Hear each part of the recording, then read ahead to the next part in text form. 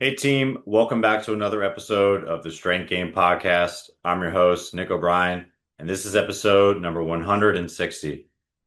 The Strength Game is a weekly podcast dedicated to discussing all things physical culture with the coaches, athletes, iron enthusiasts, and experts deeply embedded in the strength game on both sides of the profession, both as coaches and as competitive athletes. I want to thank everyone who has liked, shared, commented, has subscribed to the show, has given us suggestions for guests, and continues to support the show in large. All your support allows us to continue to bring on expert guests and highlight more individuals in the strength game, just like our guest today. Also want to take this time to thank our sponsors. Samson Equipment provides first-class weight rooms and has earned an exceptional reputation of providing the finest quality design and customer service. Being a direct manufacturer, the team at Samson brings full customization capabilities and not only branding, but in custom equipment needed to execute your big projects. From racks, plates, barbells, dumbbells, benches, storage, flooring, and much more, Samson equipment is durable and made to order from premium grade materials, all built from scratch, start to finish. Samson Equipment provides professional weight room solutions for all your strength and conditioning needs. See the Samson standard for yourself and learn more at samsonequipment.com. Also want to thank our sponsor, Cerberus Strength. Cerberus is an organization that truly puts the athlete first and actively works towards providing the best quality gear at an affordable price. Owned and operated by active lifters, Cerberus has quickly evolved into a global brand symbolizing quality and trust. Their ever-growing product range is used by the top athletes around the world at the highest levels of competition, and every single Cerberus Strength product has been designed with performance in mind with the highest attention to detail. So if you're in the market for the highest quality strength and conditioning gear and strongman equipment, be sure to check out cerberusstrength.com and use promo code STRENGTH_game to receive an extra 10% off your next order. Also want to thank our sponsor, Sport Kilt. The kilt is a tradition dating back centuries. Worn by nobles, military, and fashionistas, the kilt has been through it all, at times banned and other times celebrated. For over 25 years, Sport Kilt has been striving to perfect their version of the Scottish classic to create the ultimate garment of fashion and function. Sport Kilt offers a wide range of universal and clan tartans, as well as custom sport kilts, and an excellent selection of accessories and apparel to complement the kilt wear. Check out the full line of kilts and join the kilt life at sportkilt.com, and be sure to use our promo code TSG to save on your next order. And in this week's episode, I am joined by Melissa Mercado. Melissa is the tactical manager and practice planner general manager at TeamBuildr. Mercado joined TeamBuildr in 2024, first as a tactical manager before taking on additional responsibilities as the practice planner general manager in 2025. Prior to her current position, Mercado was a strength and conditioning coach at the School of Infantry-East for the Marine Corps Combat Instructor Course and Headquarters and Support Battalion in Camp Lejeune, North Carolina. She was in this role from 2022 to 2024 and spent the early part of 2022 as a strength coach at Wounded Warrior Battalion-East. Mercado began her coaching career as an intern coach at her alma mater, Radford University. She served in that role from 2017 to 2018, while also gaining additional experience as an intern at Virginia Commonwealth University in the summer of 2018 and Clemson University in the fall of 2018. From there, she transitioned into the tactical field as a fitness specialist at Marine Corps Base Quantico, where she played a key role in the Force Fitness Instructor Course, developing the curriculum and instructing future FFIs and FFITs. Outside of work, Mercado enjoys sunrise runs, discovering new coffee shops, lifting heavy things, walking her dog Wyatt, and cheering on the Pittsburgh Steelers and Clemson Tigers as an avid lifter. Like I said, I'm excited to have her on the show today. So with all that said, let's get in the game with Coach Melissa Mercado.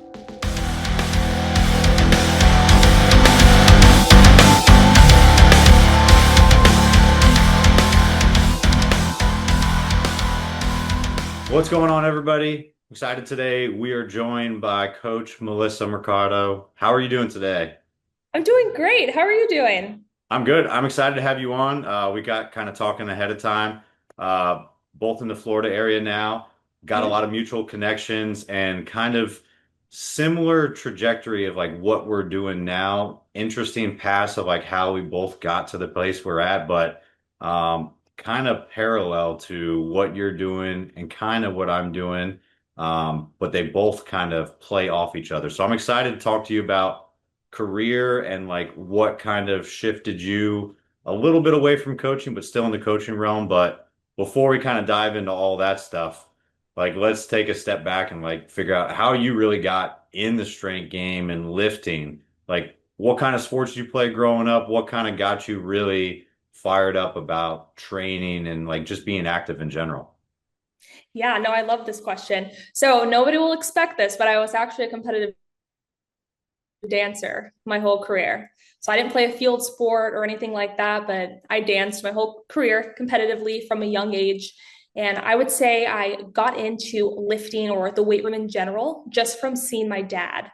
So my dad was a big part of like my lifting and just training journey. So he was a D3 college football athlete. So he was in the gym every day. We had a gym in our basement. So I'd see him go in, we go on a vacation, he'd be in the gym, I'd go in, try to mimic whatever he's doing to try and see if I can do that. My mom would always go on walks, but really just seeing like what he could do in the gym made me think, oh, I want to do that too. So I would say whenever I'm telling like my story, that would be like the first thing that just clicked of I want to do that. Like I want to start training.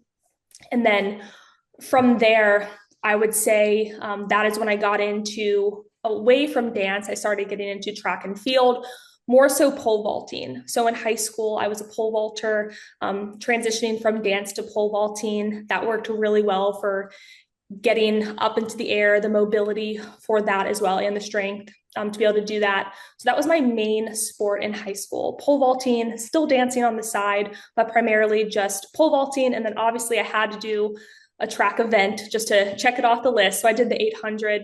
Was it my favorite? No, but I had to do something. Am I a runner? No, not at all. I try to be, but so I would say that's how I got into sports and lifting in general. And then from there, everything just kept going. Yeah, 800's the rough one to kind of pick, especially if I you're a pole know. vaulter. But I Right. mean, you're gonna do something like you might as well kind of do the blend of all the events, and that's the usually the taxing one that everybody wants to avoid. But interesting kind of like start to everything. But then, so like from high school, when was coaching kind of even on your radar, or was that the initial thing that like took you towards college, or did you just kind of stumble upon it at a different point in time, like just getting involved in training and sports? Yeah, absolutely. So growing up as well, my family was very healthy, very nutrient dense in everything my mom would make. And that kind of got me interested into the nutrition side of things. I wasn't necessarily interested in how that plays into sport or anything like that, but more so I was like, I just want to do nutrition. Whatever it is, I want to do something with nutrition. So I actually went on to Radford University in Virginia. You may or may not know what it is. It's a medium-sized school, and I went there to I wanted to be a sports dietitian. Again, had no idea what I was doing, but I was like, I just want to do something with nutrition. And while I was there, I took a class, microbiology, and I just completely failed it. I just could not pass this class to save my life. And I was like, that's a sign. And so with failing that, I did not get into the dietetic program, or I think it was just the nutrition program, one or the other. I didn't get into it.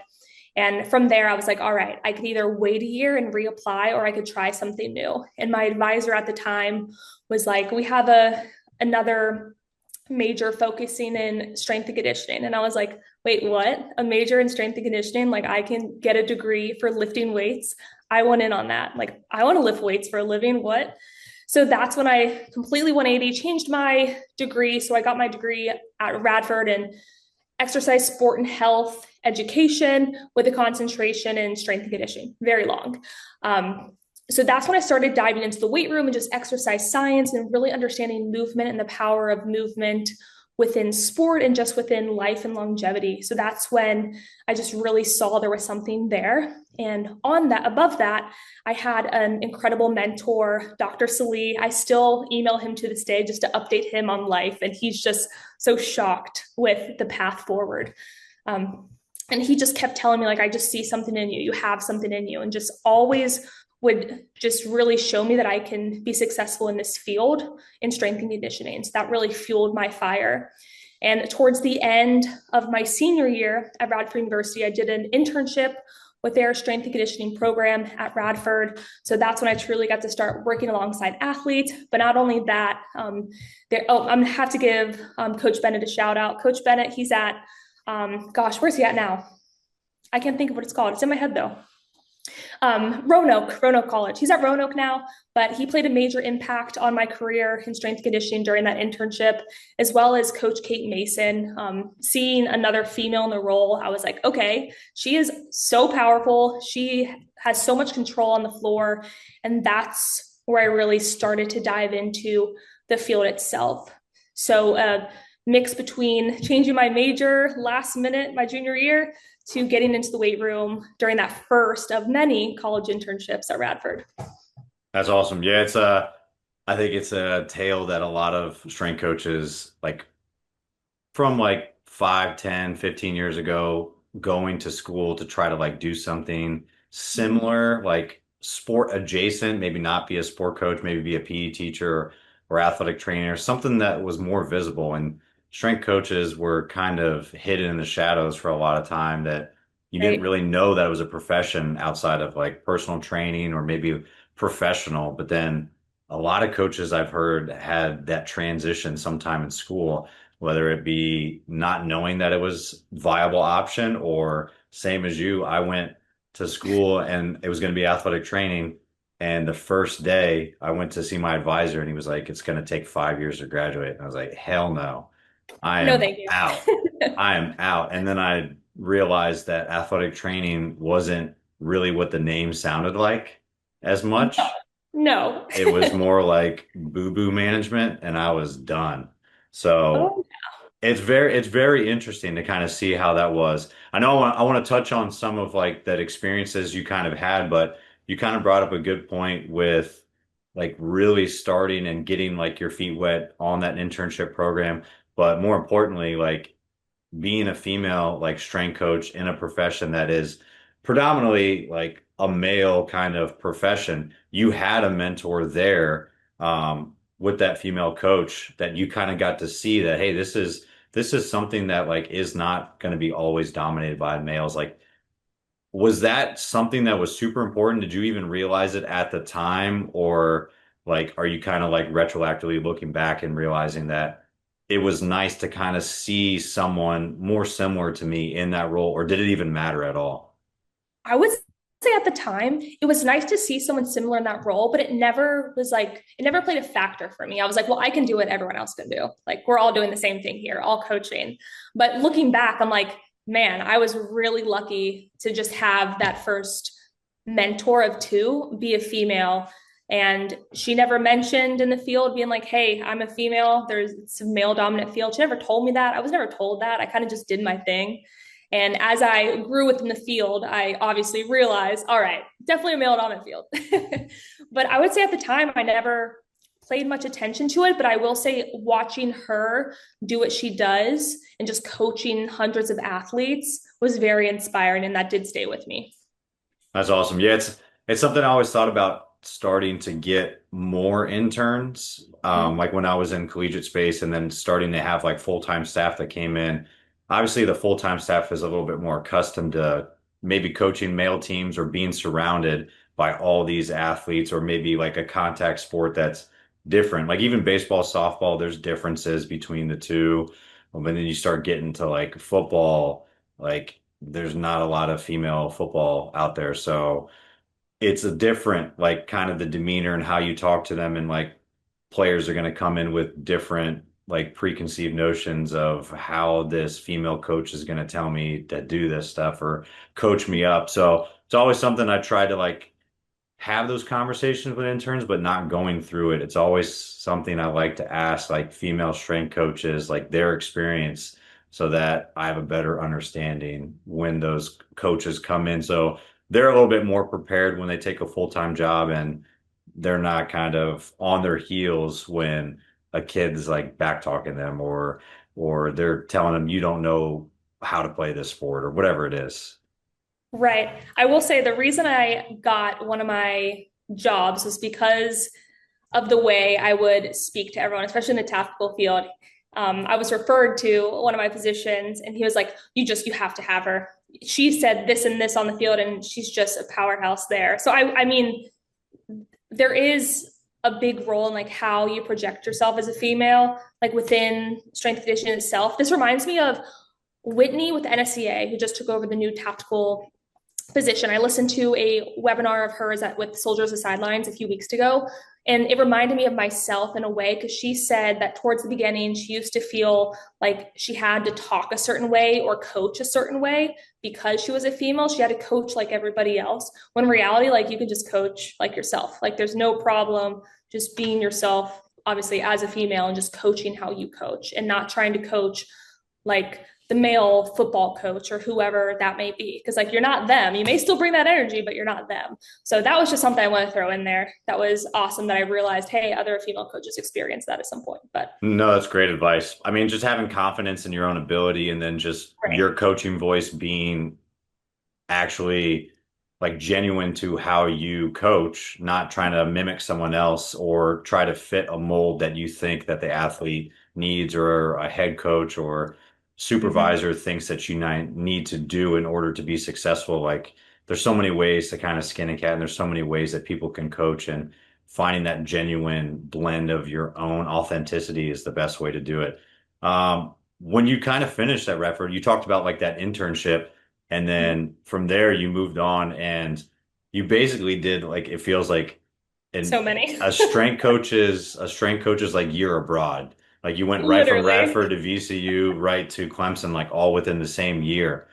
Like how was like that experience like going in? Because you're collecting more experience, you're getting a little bit more accustomed to things. Like you might not necessarily be programming or have your own team that's like kind of genuinely yours, but you have to like step into a new system going after you just learned, hey, this is how we do it. And you go to a new place, hey, scratch what you just learned, like this is how we do it. Then you do it again, and you're just kind of learning from that. How'd you kind of take that information in and be coachable as an intern, but still be able to like impact the system that they had in place and then just grow throughout that time?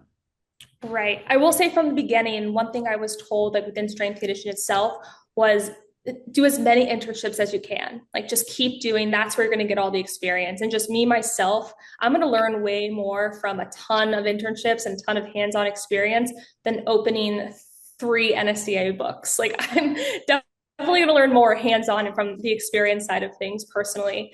But one thing I just told myself whenever I went to these internships was just to be a sponge and just soak in everything each of these programs are doing. They are going to look very different, and you're almost building your own coaching toolbox at each internship.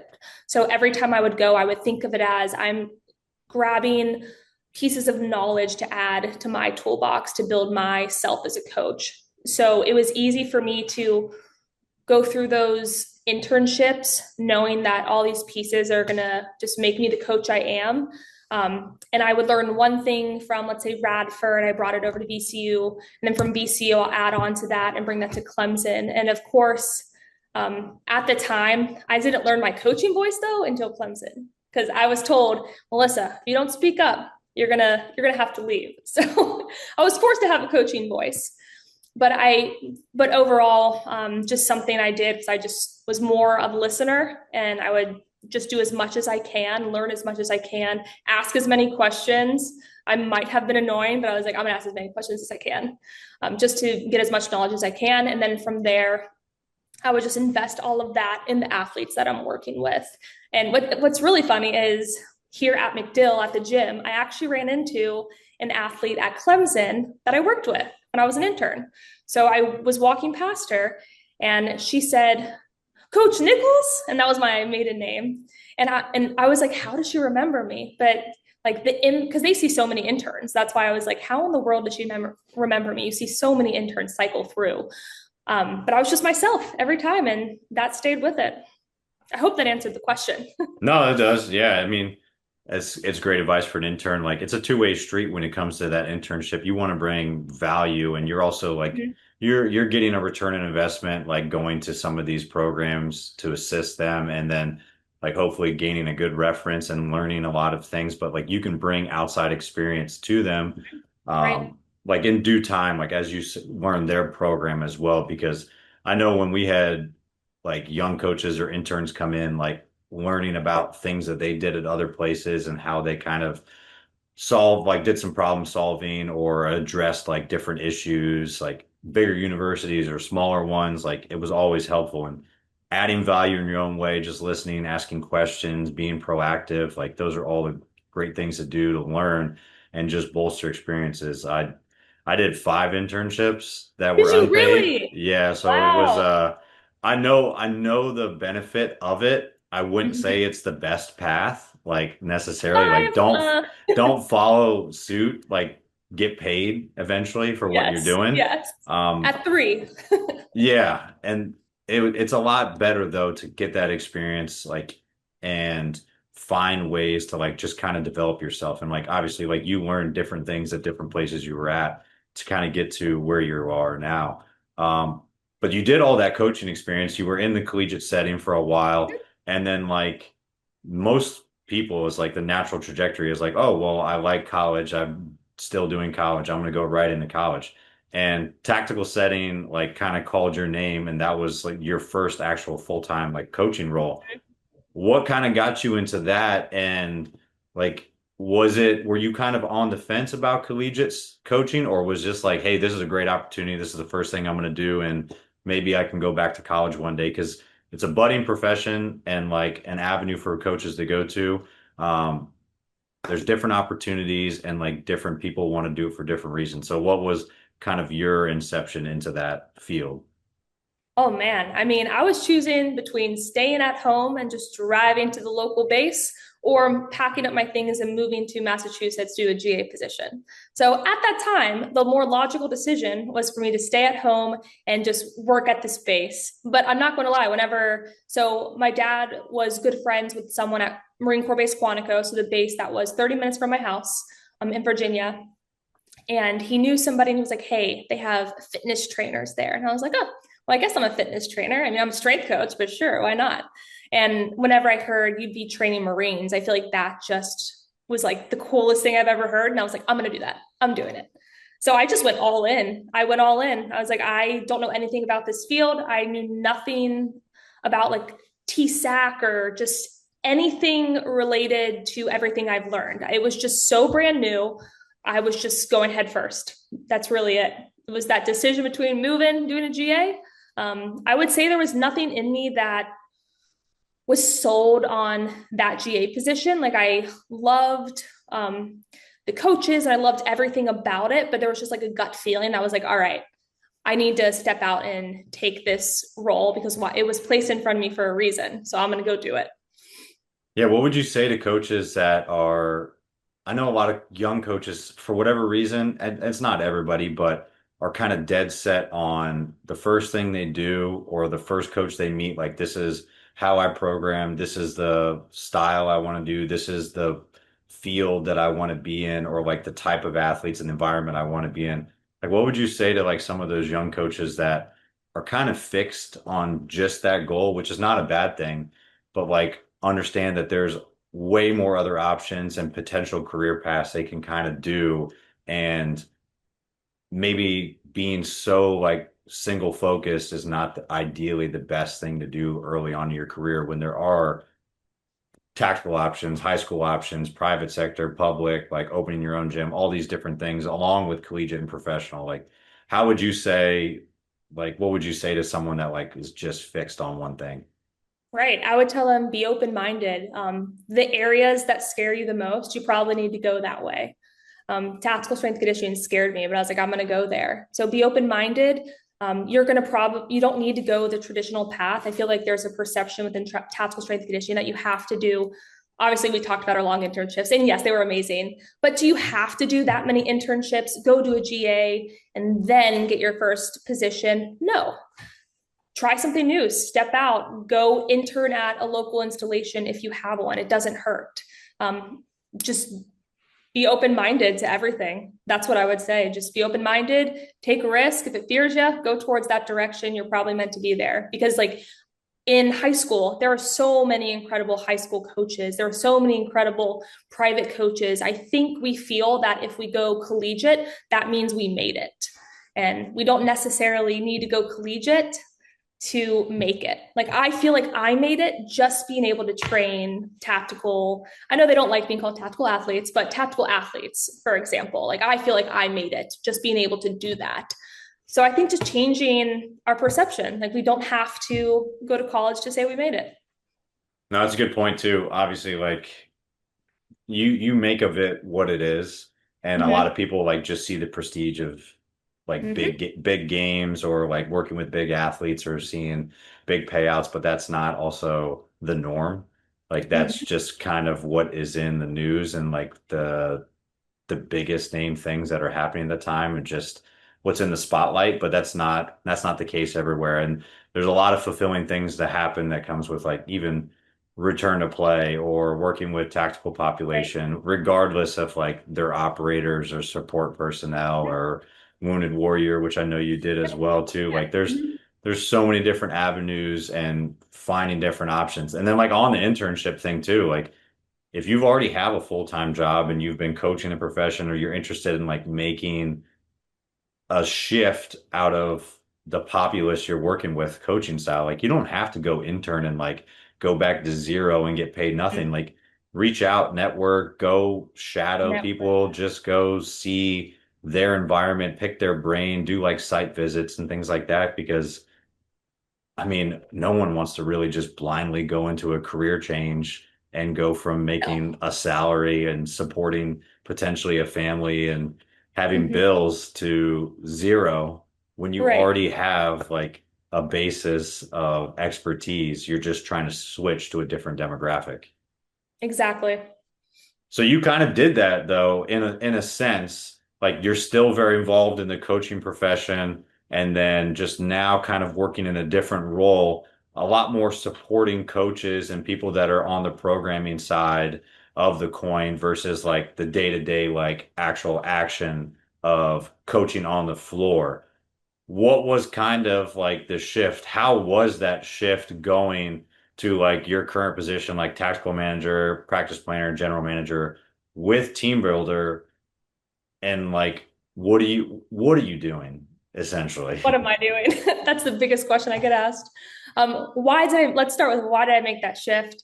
It just fell into my lap. I will say I was not looking to make a shift out of being on the floor.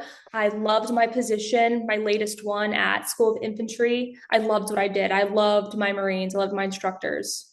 It was amazing.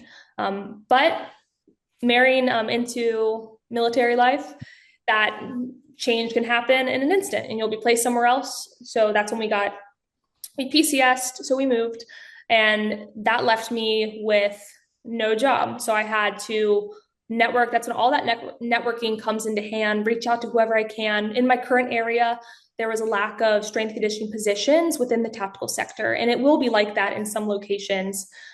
So I actually took a job at the front desk of a gym here in Tampa. So I worked at a front desk in a gym for 4 months. I loved the gym. It was a local boutique gym. I loved the people. I loved the owners. I was a personal trainer for about 4 months. And I will say, I'm not meant to be a personal trainer, but it paid the bills. And also it kept me in the field. My feet were still on the ground moving. This is when networking, this is how you're gonna realize networking plays a huge role. I got a call about a specific position and my current one, TeamBuildr. And I was like, I have no idea what TeamBuildr is. I think they're a competitor because when I was at School of Infantry, I used a competitor for our programming. I was like, that's a competitor, I'm pretty sure. But I had nothing, I knew nothing about it. But I was like, oh, I get to work remote. That sounds pretty cool. So I just went all in with that position, and that is why I'm here. I mean, that gives me a lot of flexibility, PCSing, moving, being able to stick with the same role, but still impact the same population and more and do more remote has been huge. But that's kind of like how I got to my current role. Yeah, it definitely pays dividends to have like a good network and do a really not even just a good network because like that only gets your foot in the door. Like it doesn't actually Right. get you the job. Mhm. Doing a really good job when you're in those roles and you meet that network and Right. someone also like having your back long after you're gone because whoever Yes. recommended you for that position was probably not working with you anymore. So you left enough of a positive Right. influence and impact on them that they recommended you for a position that you didn't even know was there. Like you, it wasn't on your radar. So I mean Right. that speaks highly of you and them for having that kind of wherewithal to do that as well.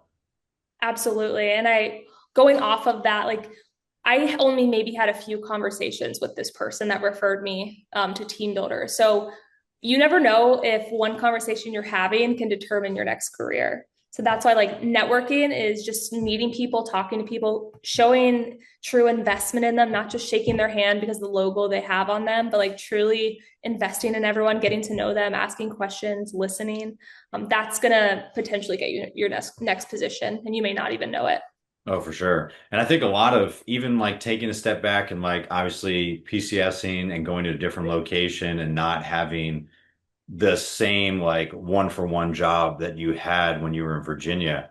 Um, Going to like work at a like private public like gym, like the boutique one you were working at, like there are really good coaches in hidden spots that are just kind of out of the limelight that people don't know about that do a really good job in their local area, like keep the doors open, keep people coming back, like grow the business that just no one knows about. And there's so many different things you can learn from that. Obviously, part of that of what you learned was this isn't necessarily like the right fit for your coaching style or what you wanted to Right. do, Mm-hmm. but I'm sure other like things like taking I always used to rag on CrossFit back in the day for certain reasons, for mostly people following like the big board of like whatever the WOD was and just burying people and having like technical issues. But like I've come around to it for certain things and like taking the certification like a little bit ago and learning more about like how I picked up so many cues and like coaching Yeah. things from some of those instructors and even people that I was like training with. It's like you can pick up something from anyone, and it's just sometimes even you learn more from just stepping outside of the area you're always in because it feels like it's just regurgitated, almost like an echo chamber of, oh, well, we do this, well, we do this, but like this slight difference, like this is a completely different thing, which is nice to kind of take back to your current role. Right. It's funny you say the whiteboard in CrossFit because while I was there, I taught a high rocks class a few times a week, and I had a big old whiteboard, so it reminded me of that. But I mean, hey, I'm still programming like I how I should. But yeah, you never know. Like looking at my career path, like myself, I'll be critical and be like, oh, you took a gap that doesn't look good on your resume or whatever people say. But in reality, it's like, hey, that is more experience in a different population, a different sector. I got to work with some really cool people one on one. Did I love the grind of personal training? Wasn't for me, but I worked with great people and learned from them. So there's always something you can take from every role you're in, for Oh, sure. definitely. Yeah, there's definitely something you could take from all those roles too. And I used to have that argument because you can't you see like even coaches that are in football or basketball and they're always like trying to like claw their way to the top and like you follow the head coach and like they're doing a great job like there's nothing against them but at some point like you're inevitably going to get fired and then like you kind of go down the pecking order and you're still the same coach you were like it's not like your abilities changed and it's just crazy to kind of see like it interchange left and right even though these coaches are doing a great job, it's it's very interesting when like other coaches like in other professions don't necessarily have that same like leaderboard where it's like very Mhm. competitive. They're just having that same competitiveness with themselves. And it's a little bit more Right. internal because they're trying to get more either members, maybe expand to a second location, or just do their best they can for their individual clients. And tactical is a lot like that too, because Oh yeah. you don't necessarily get to see necessarily all the results or the benefits of what you're doing because a lot of times they deploy PCS, you change locations, you work with different units, um, or it's just not as tangible because the system is a little bit murkier. Like, oh, well, we want to pre-test here. Oh, well, only half the people are here. We want to post-test. Well, half the people are gone. It's like, You've all seen them right. once a week. Yeah, so it's very different.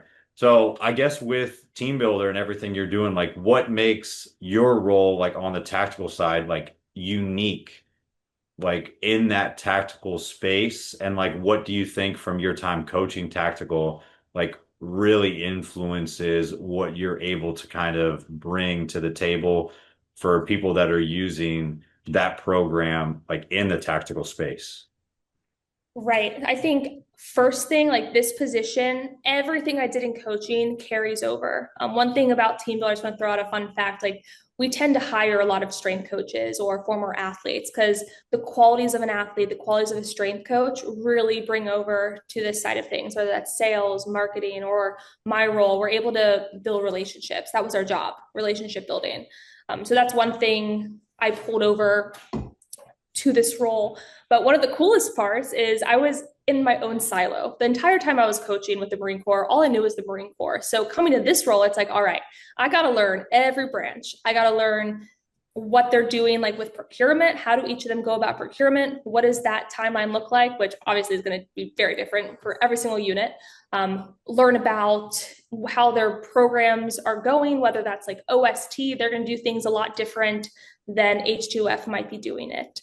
Um, Having to understand truly how every installation and what they're doing with human performance and keeping track of that is probably one of the coolest things because you get to see a little bit of everything. You're not just stuck in your one silo of, hey, I'm coaching Marines. That's all I'm coaching.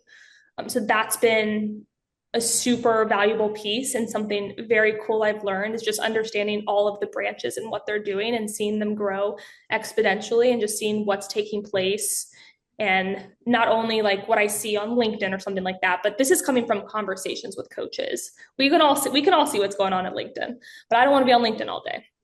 So all of the value is found in the conversations with the coaches at all the different installations and just understanding what everyone's doing. It just brings everything full circle and reminds me of like why we're doing what we're doing. Yeah, I don't that think I answered everything, but No, that's perfect. It's very different too. Like, yeah, like you said, coming from just a kind of one branch kind of mm-hmm, philosophy, and you're taking all that stuff in to kind of get up to speed and figure out where you can interject your experience to mm-hmm. them. And it's very different from like a sport coaching perspective where you can come in and like the sport stays the same regardless of like what school you go to or what if it's high school, college, professional level, like for the Mm-hmm. most part that sport stays very similar. It's the coaching style, like it's how the head coach wants to uphold standards and what kind of permission they give you and like free reign they have for you to run your program the way you want. Tactical Mm-hmm. setting has all that in a sense, but mission set dictates everything. Like op tempo is very different. Like you're dealing with like you can call it positions or tactical athletes and like what their job responsibilities are, how often you see them. And then you can control a little bit of the weight room in a way, but there's bigger echelons as you start going out of culture and what the standard looks like. And you really don't have as much say in everything as you would kind of like. I think is Oh, there's been one of the hard parts, like transitioning from college, like having patience and letting go of, I mean, it's just part of the job. Like, they have bigger fish to fry. They need to go do this. It's like, okay, understandable. But like, this really does jack up the program a lot. You can't even have a real program. No. Well, I don't know about you, but whenever I went into tactical, I like came in with like my perfect periodized program. I'm going to see them like 4 times a week. We're going to progress perfectly. Absolutely not. I'm going to see you twice a week. Maybe half of you will come in, and that's just the nature of the game.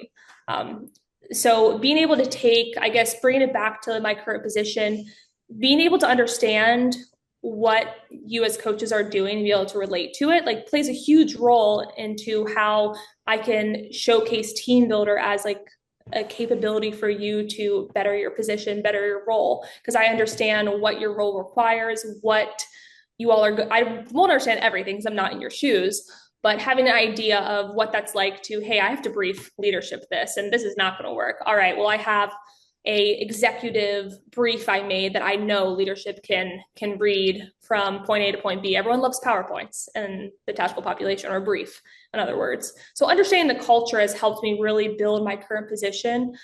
What is my current position? So explain what that is. So I was hired as the director of tactical or tactical manager. So basically my main job is I need to build the pipeline of tactical leads and customers for TeamBuildr. So really just increasing our network with the tactical population, building the relationships, strengthening them, feeding them, and just giving to as many coaches as I can.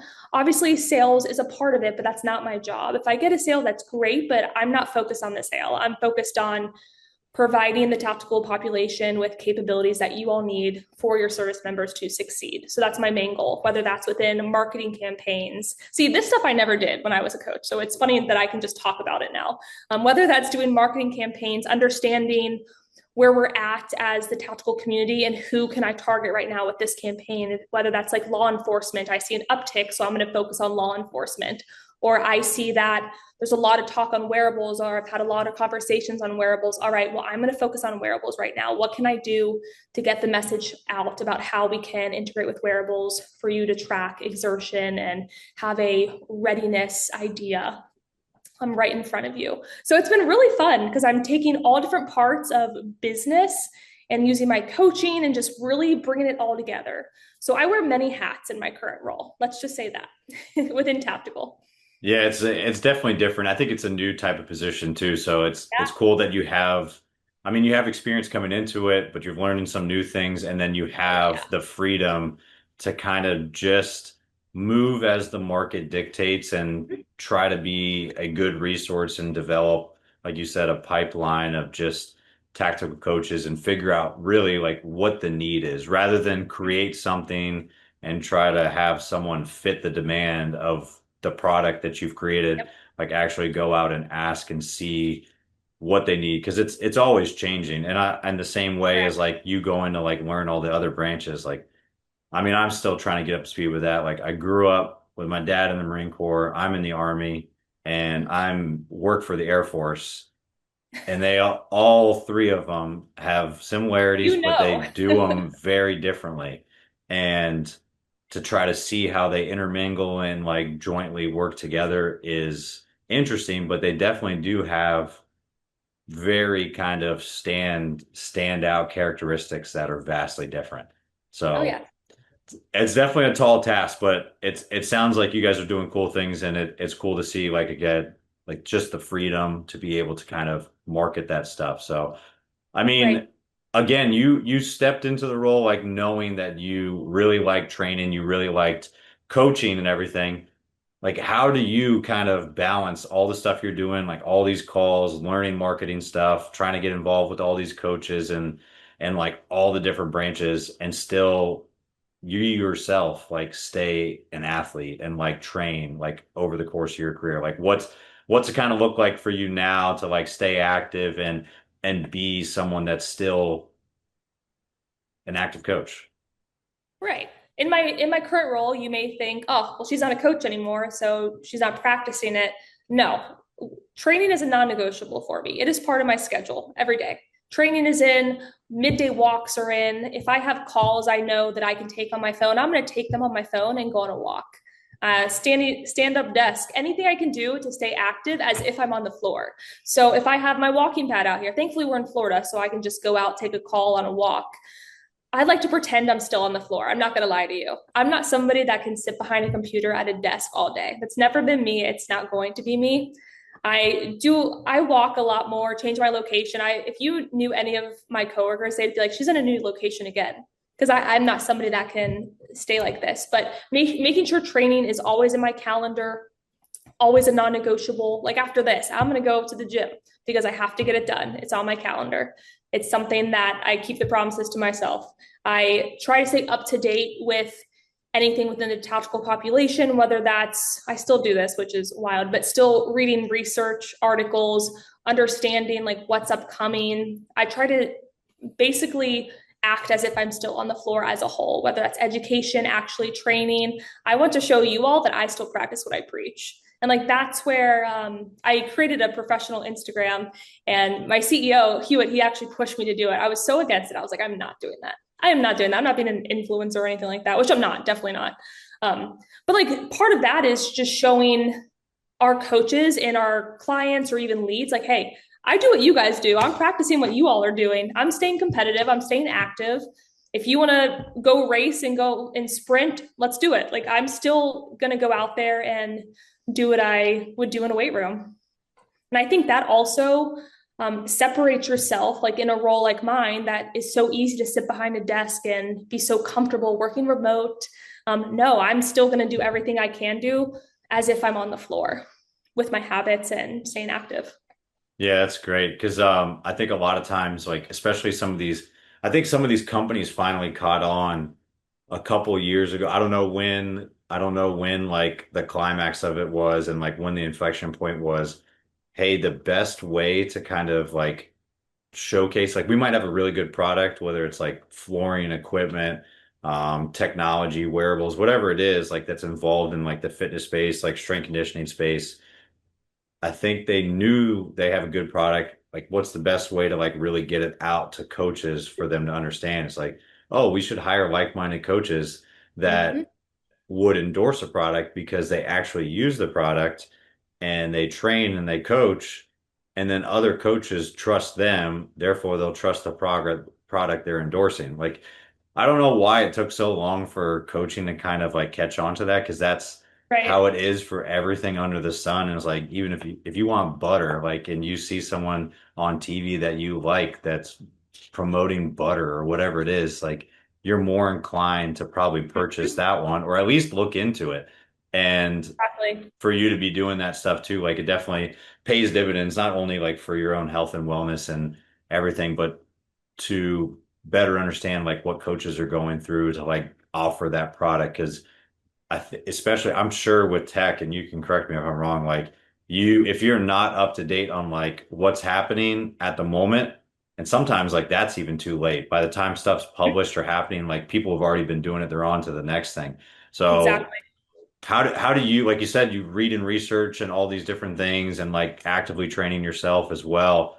Where do you kind of go for working on like this craft to like stay up to date? I know you have conversations with coaches all the time, but is that kind of the primary way to just even get about these research articles or figure out like what the next step is moving forward in the profession? Mhm. Or is it like other websites like NSCA or CSCCA or some of these other things that like really kind of divulge the most of your like research and continuing education? Yeah, no, that's a great question. I think you're right. A lot of my continuing education does come from conversations I have because it's actual applicable things that are occurring and happening. But I would say a lot of my knowledge, surprisingly, or research articles, I have a lot of connections on LinkedIn. So I feel like it's almost like I have a bunch of resources right there just on LinkedIn. So I always put that on my calendar to go through LinkedIn so I can stay up to date on anything that's occurring at different locations or what coaches are researching or looking into. And then that sometimes gets me into a rabbit hole to go look even further. This is the silliest thing that I was researching yesterday because it's probably, you're not going to expect this. I don't know why, but I was looking at the weighted vests that all of the influencers are wearing. I'm like, okay, no, this is not doing everything these people are promoting it to do. So let me go in, find the evidence of this as to what it's actually doing and increasing and improving or not. So I'll go down little rabbit holes like that. I still go on to the NSCA. I'm on the NSCA Florida Advisory Board. So still actively working within the NSCA, staying up to date within the journal. Also, another thing, I listen to a lot of podcasts. I love podcasts.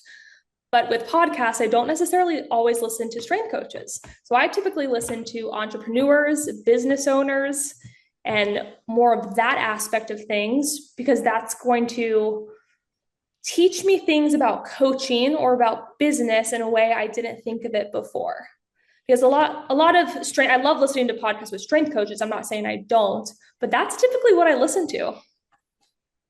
Yeah, I think, again, like stepping outside of what you normally hear all the time, because sometimes it gets drowned out. Like, because you kind of hear someone and they're saying stuff that is similar to something and you almost like want to fast forward and like get to something Yes. that's new. Or some people, unfortunately, like listen to it and just it reinforces their thought process, and Right. they they end up talking about themselves or like how they do things rather than take on new information and just listen. But Mhm. you can pull so much information from stepping outside of what you normally hear, whether it's on the business side, the marketing side. I mean, culinary. I mean, you can pick whatever you want, and there's something you're going to be able Exactly. to pull from it and then tie back into what you normally do as a profession. So that's definitely a good way to do it, and definitely some things that people can kind of touch base on. So I did want to touch on one last thing too, because like obviously college to tactical setting, like you found that role perfectly, but you bounced around in a bunch of different like settings when it came to like the Marine Corps and working with their physical fitness and stuff. But what was like kind of what was like the biggest change that you kind of felt like happened from the college setting to the tactical setting, if we didn't kind of discuss that? And then for you, what was it like kind of helping instruct the instructors and like teach the cadre about like what to do? Because I feel like as a contractor or as a strength coach coming in, that is the number one thing to actually get buy-in.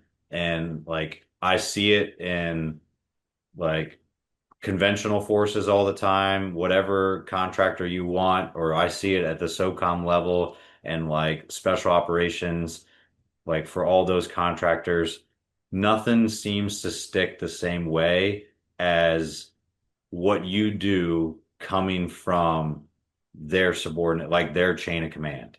So like what was it like for you to like instruct those cadre and then just get to see them go out and coach while you kind of sit back and just enjoy the fruits of your labor? Yeah, no, absolutely. So I will say all of my positions within the Marine Corps were very different as far as what I was doing. I was at the Marine, what was I at? FFI, Force Fitness Instructor Course. Just forgot it for a second.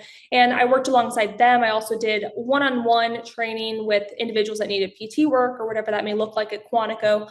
So that was pretty similar, not too different from what I was doing with collegiate. I would say that was the most similar.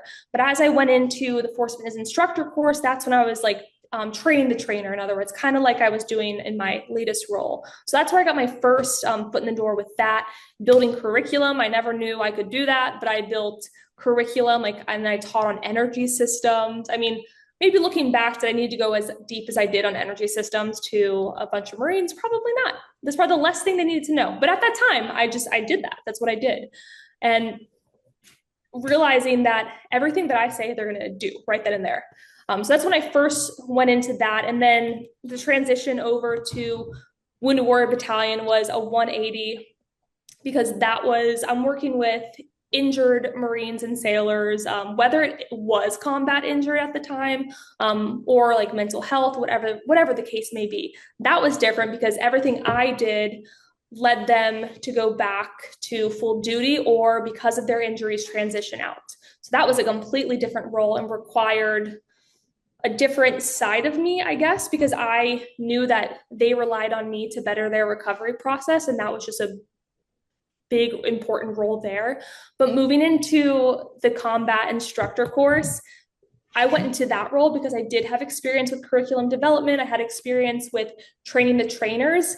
And one of the biggest pieces when having to train a cadre to then go lead students was that I couldn't go in full force. I had to slowly bring my ideas to them. I had to slowly build a buy-in because I'm not going to lie. Did I go in full force when I first got there? Maybe a little, maybe a little. But it made me realize, all right, Melissa, this is not the same as Force Fitness Instructor Course.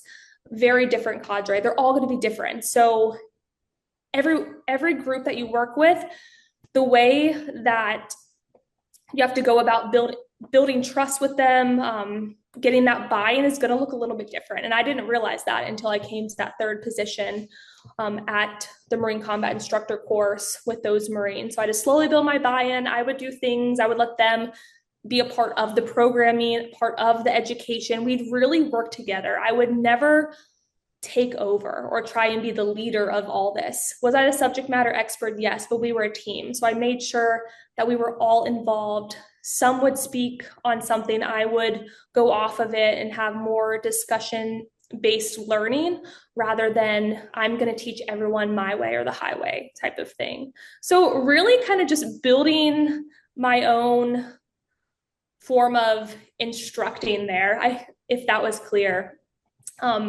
It paid out in the end.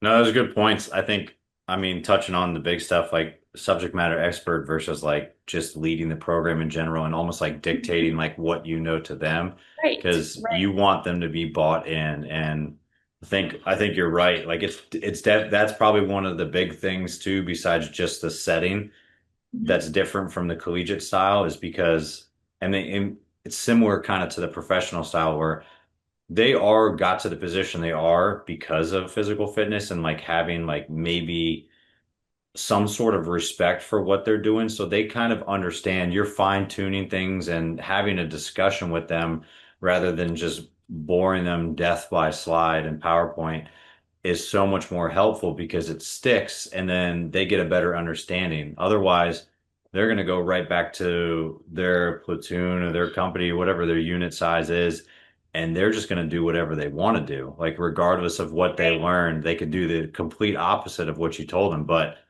if you answer their questions and you provide them feedback and then you kind of tailor some of that instructional stuff to like what they want to know, they're so much more apt to actually do that with their service members and whoever their subordinates are. So definitely a good point to do. When it came to like the curriculum stuff, did you get any feedback from like the command team and leadership, or were you getting any and some sort of like after action reports from maybe the lower enlisted or those cadre that were taking the course? Um, Hmm. or how did you kind of go about like maybe tweaking that curriculum from core like class to class or even year to year? I know you weren't there necessarily as long to see like it really play out, but were there any things that you like really tweaked that you felt were beneficial, just learning that environment? Right. So Lacey, who was the head strength, she still is the head strength and conditioning coach at the School of Infantry. So she was the one that really built the curriculum. So whenever I came in, I started helping her enhance it. So I left when we were still enhancing the curriculum. But what we would do at the end of the Marine Corps instructor course that we had going on, myself, the instructors, and even the leadership, we would get together and we would do an after action report over everything. When it came to human performance, we would also do after action. We would collect feedback from not only leadership in the cadre, but also from the students that went through so that we can understand what they liked, what they learned, what they didn't like, what they still don't understand. Like, did we not understand something well enough? So we would always do an after action with everybody so we can get as much feedback as we can. I will say our curriculum, the bones of it stayed the same because science, that's not going to change, but how we deliver it, how we instruct that did change and evolve and is still evolving there right now. That's awesome. How long was that course when you were kind of helping instruct it? Yeah, so it was 9 weeks. It was a 9 week course, and it was really fun because really I I don't know how to describe myself, but I kind of just stood on the sidelines. I just watched. So after I would lead with this, when we would go over like physical movements, let's say we're going over the movement patterns or the foundational movements, in other words, myself and the instructor trainers would lead all the students, show them the different foundations of movement, progressions, regressions, all that fun stuff. But then my program, they would execute by squads. And then each squad, there would always be an instructor trainer, not instructor trainer, but one of the students would be leading that PT. So the instructor trainer and then myself would be evaluating each of these squads, and we'll evaluate that student and their ability to lead their group in a PT, showing movement, explaining it. So cueing was huge because, if you're with a group of, I don't know, 200 Marines, you're leaving a recovery session, I can't be over cueing them. They just got to know exactly what they're doing, give them a cue that sticks. So we're teaching all those little pieces, but it was fun on my end because I get to actually see not only the trainers educate their group, but also the students lead the PTs, and seeing the effect of all of us working together for them, the students, to be able to go out and lead their students one day as trainers. Yeah, it makes it stick so much more, and it gives people an opportunity to kind of fail in a more controlled state, but take some leadership accountability and be evaluating and get some constructive criticism so they feel more confident before they're going out to lead their lead their service members as well. So that's definitely a cool way to do it. And I mean that's a long course. So hopefully Oh yeah. sounds like a lot of benefit was coming out of it, and just app application of like what you're actually learning is like the best way for them to get it stick, because that repetition, the muscle memory for them to kind of coach and be in front of a squad or a bigger element is the way that they're really going to learn and make sure that that gets carried out all the time. So that's definitely really cool. And hopefully they're still same thing, still building on that curriculum and tweaking it as they go, which I'm sure they are, but Oh yeah, awesome. that team's awesome. If you ever get a chance to talk to Darren and Lacey at School of Infantry, you should do so. They're awesome.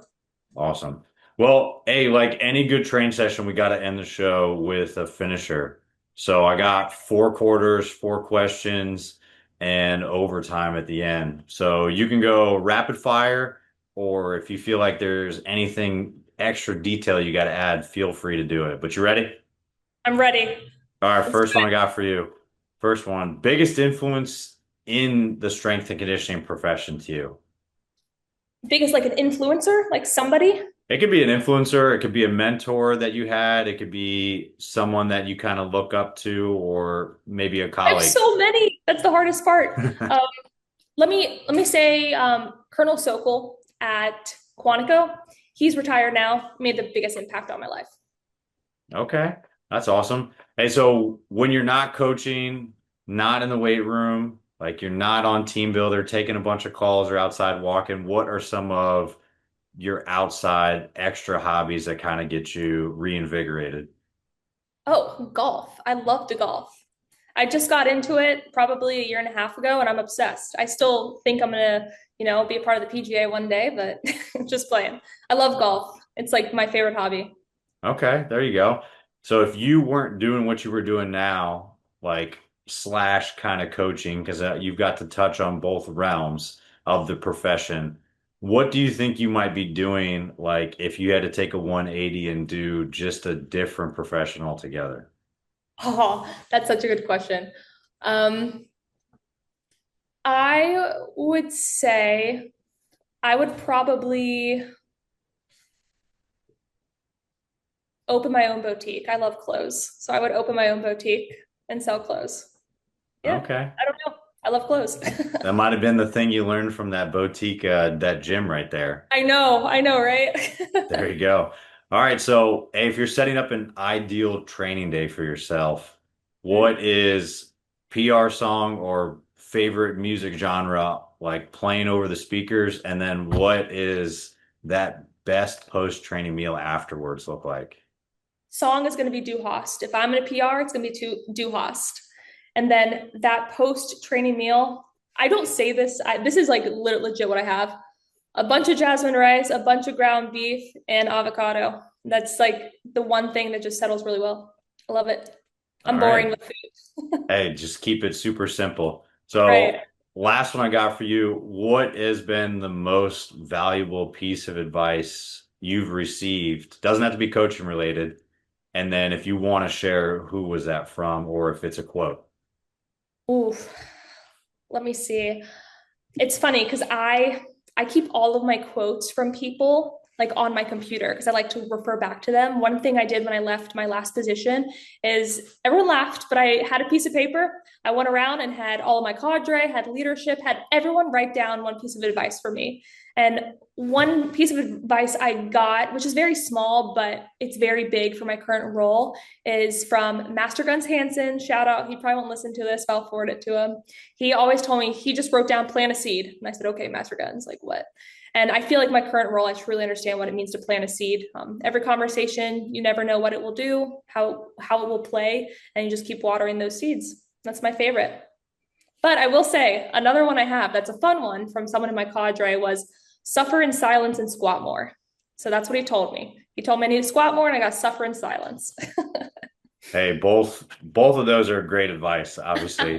And they can be applied just about anywhere. So definitely worthwhile. And I think especially in your role right now too, like just kind of being a touch point and trying to figure out all these different systems. Not that you don't have like a good understanding of kind of the role experience you had, but just seeing how much more is out there and different coaches like to operate differently, different units like to operate. And it's newer to try to get like tactical training to like the population and all these contracts and different units trying to utilize different resources. Like it's not solidified the same as collegiate strength conditioning is solidified yet too. So definitely cool to kind of see that and then just hopefully watch those seeds kind of blossom later down the line. So awesome. Well, hey coach, like I said, I appreciate you coming on the show today. For anybody that's got follow-up questions for you, kind of want to pick your brain when it comes to like tactical training or what TeamBuildr is doing, any of those resources and things that you kind of mentioned, where can they find your professional IG and everything else that you got going on? Oh man, the professional IG. That one's going to be coach_Melissa_Mercado. So feel free to shoot me a DM there. Wow, I never thought I'd say that. Or you can just email me, melissa@teambuildr.com. That's easy too. All right. Well, hey, too easy. We'll make sure everything's linked together and make sure that everybody can kind of get in contact and see what you guys have to offer or pick your brain. But like I said, I really appreciate you coming on the show today. It's been good to chat and wishing you the best as you kind of figure out this new role and see what else kind of pops up in the tactical world. So thanks. Thank you for having me. Of course. That's it for this episode of The Strength Game. Thank you again to this week's guest and to our sponsors. Be sure to connect and keep up with our guests at the links in the description below. Remember to subscribe to us on Apple and Google Podcasts, Spotify, or your favorite podcast provider to stay up to date on all future episodes. Also, check us out on YouTube and CoachO'Brien.com, where you can find all the video versions of these episodes, as well as show notes, episode schedule, and much more. Comments, ratings, and reviews are always welcome and appreciated. Thanks again for tuning in, and be sure to join us next week for another great episode of The Strength Game.